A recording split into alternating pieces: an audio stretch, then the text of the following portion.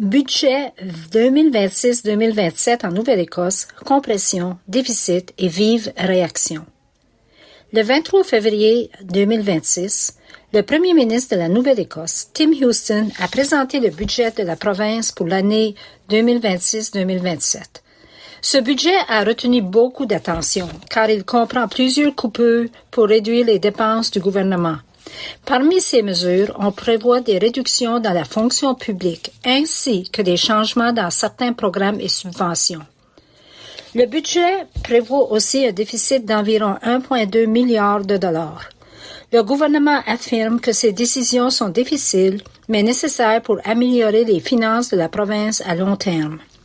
Cependant, ces annonces ont suscité de nombreuses réactions. Plusieurs personnes s'inquiètent des effets possibles de ces coupures sur les services à la population. Des préoccupations ont surtout été exprimées concernant la culture, les organismes communautaires et certains services publics. Dans plusieurs régions, et particulièrement dans les régions acadiennes et francophones, on craint que ces changements aient des impacts importants.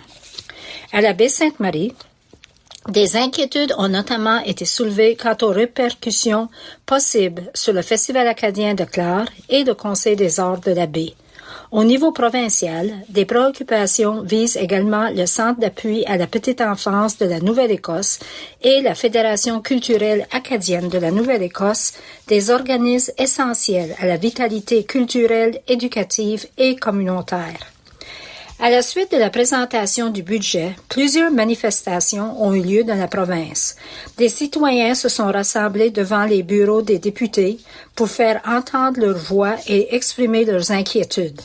D'autres manifestations ont également eu lieu devant l'Assemblée législative de la province à Halifax. Ces événements montrent que ce budget représente un moment important pour la province. Il soulève des discussions et des préoccupations au sujet de l'avenir des services publics et du soutien aux communautés acadiennes et francophones en Nouvelle-Écosse.